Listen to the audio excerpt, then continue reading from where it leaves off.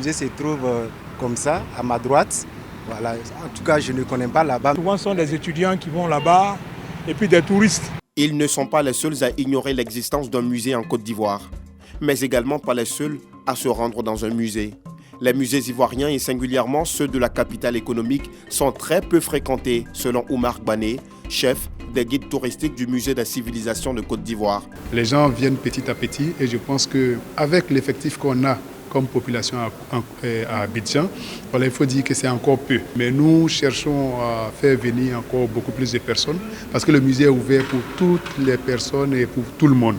Situé dans la commune du Plateau, le musée de la civilisation de Côte d'Ivoire s'étend sur une superficie de 2 hectares. Dans ce musée, des œuvres issues du patrimoine culturel des 31 régions du pays. Nous avons l'espace archéologique qui est toute la partie orange de cette salle, l'espace iconographique qui prend en compte les proverbes des différents groupes culturels de Côte d'Ivoire. Nous en avons 4 d'ailleurs. Et aussi, nous avons l'espace des arts, inventions et technologies. Il y a l'espace économique. Et la salle derrière a 3 différents espaces, c'est-à-dire les chefferies ou la royauté traditionnelle, l'organisation sociale et la vie politique. Tous ces objets sont significatifs selon les caractéristiques des différents groupes ethniques.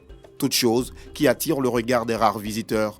Et en cette période de vacances, les visiteurs sont généralement constitués de touristes de diverses origines. Nous avons pris de notre temps pour venir connaître la culture des différents peuples qui peuplent la Côte d'Ivoire.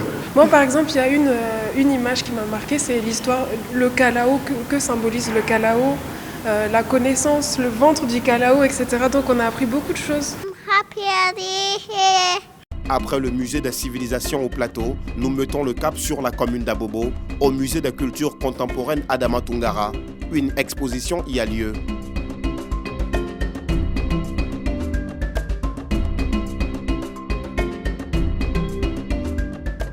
Une exposition qui retrace la diversité des approches artistiques des arts de la rue. Nous avons fait cette exposition pour tout l'été. Elle se termine le 10 octobre d'ailleurs. Ça s'appelle Abidjan Street Act, de la rue au Mucat.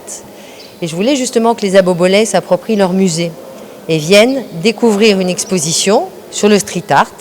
Inauguré en mars 2020, des activités sont menées dans ce musée. Ceci pour donner le goût de l'art à la population de cette commune. Bientôt, on va mettre en place aussi un petit ciné-club. Donc, il y aura des rendez-vous hebdomadaires autour de certaines thématiques qu'on est en train de mettre en place pour avoir une programmation culturelle qui puisse être développée comme ça toute l'année. Et bien sûr, d'autres expositions scénographiées arriveront sur d'autres thématiques. Le musée, lieu de rassemblement et de préservation du patrimoine, ne figure pas encore dans les habitudes des Ivoiriens. Ses promoteurs essaient de les encourager en vue de les rapprocher de leur patrimoine commun. La Côte d'Ivoire enregistre à ce jour 13 musées, dont 7 publics et 6 privés.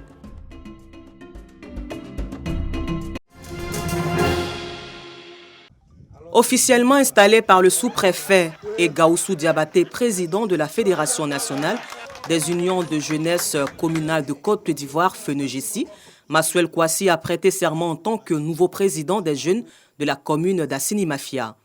Premier président de la jeunesse de cette municipalité, Massuel Kouassi s'engage à promouvoir l'insertion de la jeunesse dans le tissu social. J'attendais un test qui allait me donner le pouvoir et que mon président l'a bien signifié, l'encadrement de la jeunesse, la mobilisation et l'insertion de la jeunesse. Au niveau du développement d'Assini, j'ai d'abord de l'épanouissement et créé un club de football que j'ai déjà mis les balises qui sont déjà prêts, qui vont déjà jouer les DDH déjà, et puis essayer de financer les projets des jeunes.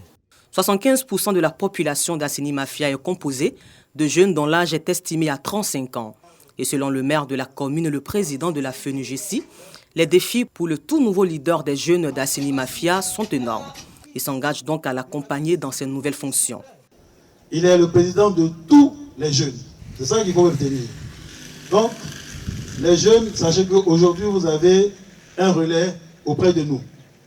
Et que vous pouvez vous organiser pour que vos doléances, vos besoins soient organisés, structurés, et qu'il soit, lui et son équipe, soit votre porte-parole auprès de la commune. Nous avons consacré un pan de notre intervention à l'appel des jeunes à la cohésion sociale. D'autant plus que dans l'actualité du pays, les acteurs politiques qui étaient divisés hier se sont retrouvés et se parlent aujourd'hui dans le cadre de la dynamique de la réconciliation. Naturellement, il est important pour nous en tant que leaders de jeunesse d'appeler les jeunes à s'inscrire dans cette logique. Mais il est également important pour nous d'appeler les jeunes à ne plus avoir le comportement qu'ils ont eu à l'occasion des divergences politiques qui ont opposé des acteurs politiques. La cérémonie d'investiture du président de la jeunesse communale d'Assini Mafia a enregistré la présence des guides religieux, des autorités administratives, des chefs traditionnels et d'invités spéciaux. Elle a aussi été marquée par les prestations d'artistes.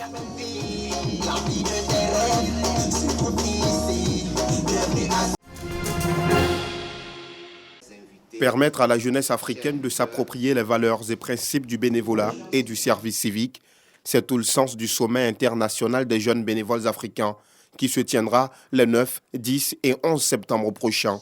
3 jours d'échange pour outiller les jeunes au changement de mentalité. À partir de ce sommet, on voudrait écrire un livre blanc dans lequel il y aura les aspirations de cette jeunesse qui œuvre pour le bénévolat en Afrique, dans lequel il y aura des suggestions, des propositions et surtout, il y aura aussi un volet qui va s'appuyer sur le suivi et évaluation parce qu'on s'est dit que une chose c'est de faire le livre blanc, mais une autre c'est de suivre et de mettre en application ce qui sera dit afin qu'on puisse voir des actions dans la durabilité. Le bénévolat est un don de soi qui doit être la base de l'éducation pour une population qui aspire au développement de son pays. Une idée soutenue par professeur Véronique Yoboué, vice-présidente de l'université Félix Houphouët-Boigny. Pourquoi je dis ça? Parce que le bénévolat, c'est apprendre à faire des choses pour son pays sans attendre en retour un financement. On le fait parce qu'on aime son pays, on le fait parce qu'on aime ce qu'on veut faire, on le fait parce qu'on aime son prochain et on veut que la jeunesse puisse avoir une éducation en dehors de ce qu'on donne à l'université. Ce rendez-vous des jeunes bénévoles africains sera meublé par un marathon sur la paix. Ce marathon, ça sera une sorte de marche. Nous allons marcher ensemble en t-shirt avec des cartes blanches en main pour dire oui à la paix, oui avec la jeunesse, la paix est possible en Afrique et que nous voulons transmettre un message à nos leaders pour dire que la jeunesse africaine en a marre de tout ce qui est guerre, de tout ce qui est perturbation, de la croissance de cette jeunesse. Des délégations issues de 15 pays africains sont attendues à ce sommet qui est à sa première édition.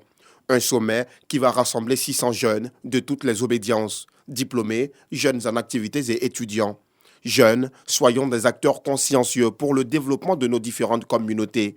Thème choisi pour ce sommet international des bénévoles africains.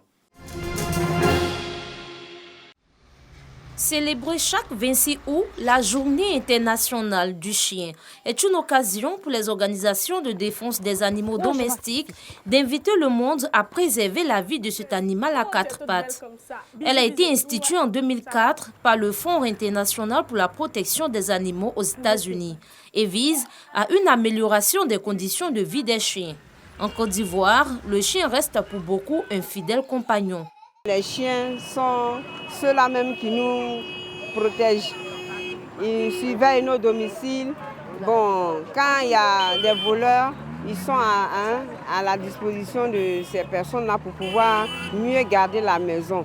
Bien qu'il soit souvent considéré comme un ami de l'homme, il n'en demeure pas moins un animal pour d'autres qui ne méritent ni affection ni compassion. Moi, en tout cas, pour un chien, je ne peux pas débourser beaucoup d'argent. Pourquoi? Moi-même, je n'arrive pas à manger, puis à débourser une fortune pour élever, comme on l'appelle, un animal. Je suis désolée. Selon un rapport de l'Organisation mondiale de la santé, plus de 5000 chiens ne sont pas vaccinés en Côte d'Ivoire, qui entend éliminer la rage d'ici à 2030.